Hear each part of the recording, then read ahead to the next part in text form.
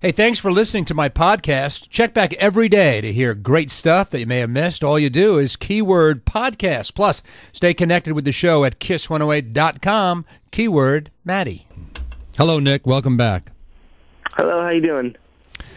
I'm okay. Nick, where are you? Down in Jersey? Where are you, buddy? You're talking to Boston. I know you're a busy guy and you don't probably know who you're talking to, but you're up. This is Kiss 108 in Boston, and how are you today? I'm doing awesome, and I am actually in Washington, D.C. Washington, D.C. You're not at the, what's the name of that hotel? The Mayflower. Don't go there. Don't go to the Mayflower Hotel. There's nothing. Don't go to the Mayflower Hotel? No, don't go to the Mayflower Hotel. Okay. Yeah, we're not there. We're not at the Mayflower Hotel. Yeah, because there's trouble brewing there. A lot of cameras around. Yeah. So, what's the last time? When did we talk before? We talked not so long ago, Nick. But anyway, welcome back. You're coming up to Boston. What's the date that you're here? It's pretty soon. What is next week? Yeah, I got you. Here? Yeah. What day is it? The 20th. The 20th. You're up here. Okay, the 20th. We're up in Boston. Got it. What a whirlwind! How old are you now, Nick? I am 15. You're only 15? Yes. Wow, man, wow. God. God. And do you send money home? Excuse me? Do you send money home to Mr. and Mrs. Jonas? Yes. Well, Mom's out on the road right now, so she's making sure everything's, we call her the CBO, Chief Birthing Officer. Oh, man. Is that a problem if you want to sneak young girls up to the room to have to sneak by Mom? No. Well, she's awesome. She's very cool about it, but we won't be doing that anyway. So of course not. Of course not. Absolutely. Of course not. So, so you grew up in New Jersey, and there's a story. You know how the internet is, Nick. You know that these stories pop up, and you don't know if they're real. There's a story that you were discovered at a barber shop when you were 6. Is that a made-up story, or is that true? Well, actually, the story is that I was at a hair salon with my mom, and we were, getting our haircut, and basically what happened was I started singing while she was getting her haircut, and someone heard me singing, and they said I should go see this manager, so I went to go see the manager. About a year later, I had my first audition, and I got my first Broadway show, and I started doing Broadway shows for about 4 years, and then it kind of all rolled out of that. So the story is true, and it's a crazy one.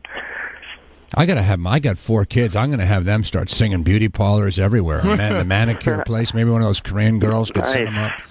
So you're literally singing, like a, with all due respect, like an annoying kid would start singing in the middle of and got discovered.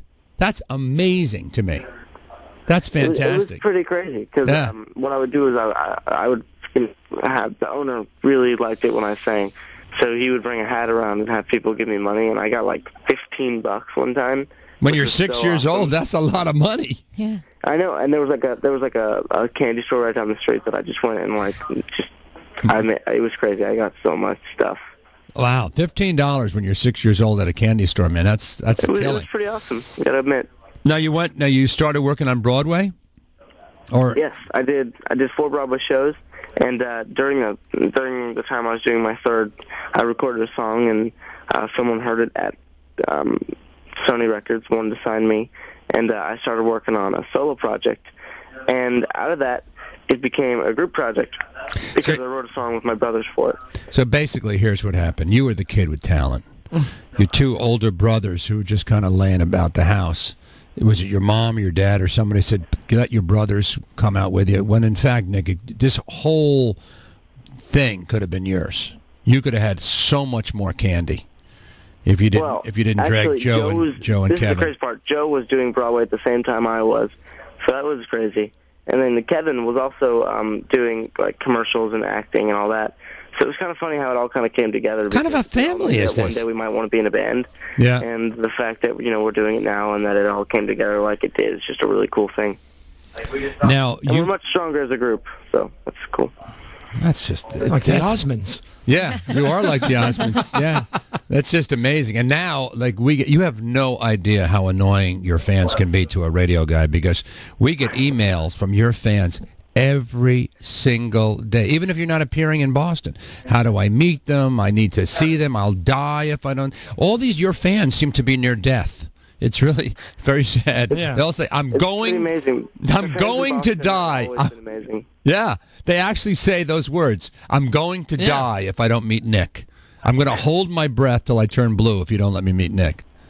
Wow, it's crazy. What do you do? You can't possibly respond to all the emails you get. You wouldn't. It's really cool, all the message we get on MySpace and things like that. It's a little difficult to respond to every message, now, and that's the hard part is people are like, why don't you ever respond to my message? And it's like, we're trying. So, they'll turn it. It was a little easier whenever we could just respond to the 4 comments that we got because nobody really cares that much. Let me tell you something. When it's, so many people coming every day, it's kind of difficult, but we're trying our best to respond to everyone. I got to tell you something, Nick. These 9-year-old girls will turn on you. 1 minute they're your fan, the next minute they'll come stalk you and kill you. You got to be. Wow, that's a crazy, crazy thought.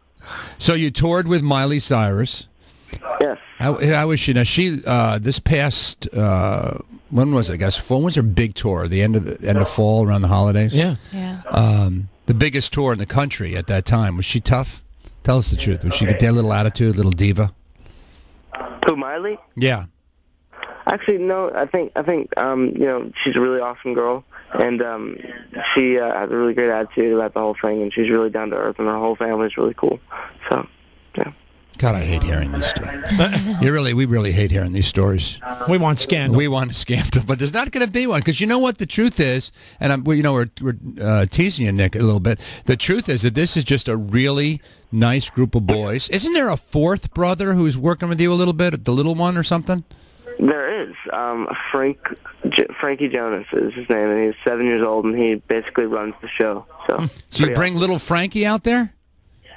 I think one day we're going to get him up there and have him start playing with us. It's just he's not really into the idea just yet. Yeah. But soon we'll get him there. Be careful, because that's what happened with the Jackson 5. They let Michael start singing with the band, and the next thing you know, he took over. All the other guys were out of work. Watch Frankie. All right. Listen, you sound like a really good kid, Nick, and I'm really happy for your success. And you will, you'll be here in our area next week. Maybe you could stick your head in and say hi. Yes, sir. That'd be awesome. All right, buddy. Take care, Nick. Thank you so much. Bye-bye.